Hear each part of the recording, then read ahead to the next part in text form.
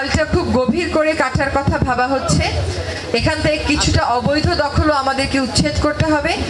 এই খালটা অন্য খালগুলোর মতন না, এটা বুড়িগঙ্গা এবং তুরাগ দুইটা নদীকে সংযুক্ত করে। পুরো কাজ শেষ করতে করতে আমিও আপনাদের কাতারে চলে যাব, জাহাঙ্গীর ভাইও আপনাদের কাতারে চলে যাবে।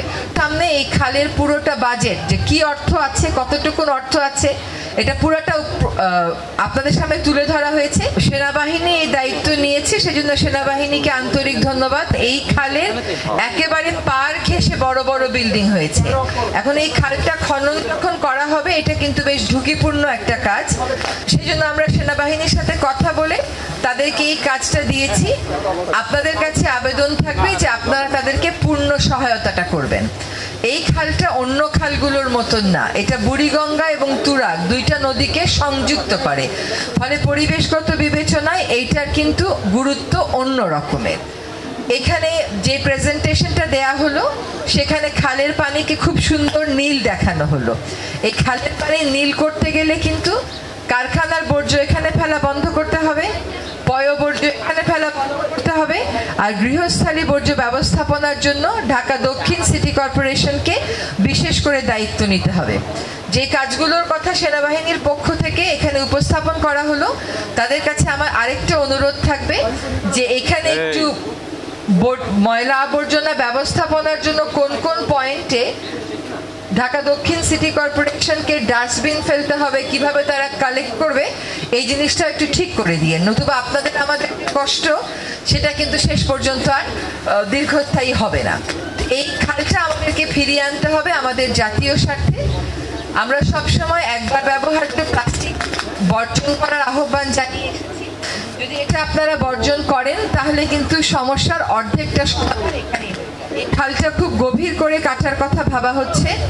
এখান থেকে কিছুটা অবৈধ দখলও আমাদেরকে উচ্ছেদ করতে হবে। আর যেন অবৈধ দখল না হয় সেটা নিশ্চিত করতে খালের পাড়ে আমাদেরকে ঢালাই করে দিতে হচ্ছে। তারা তো আবার কয়েক বছর পরে আপনারাই বলবেন যে আবার তো খাল দখল হয়ে গেল।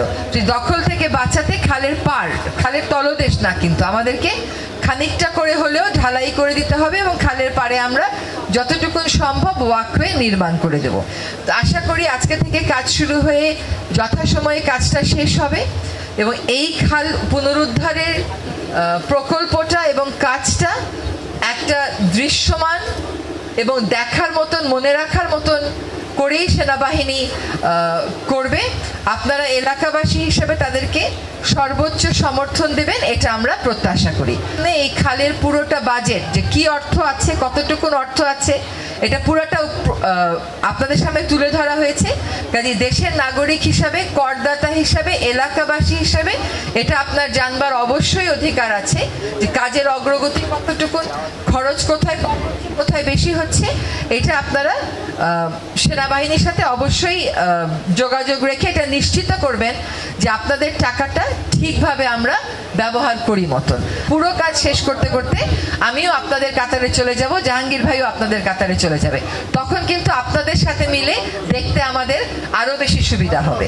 তো আমরা সুভাদ্রা খালটাকে আবারও তুরাগ এবং বুড়িগঙ্গার সাথে প্রবাহমান করে সংযুক্ত করে দিতে চাই, এটাই হোক আমাদের প্রত্যয়।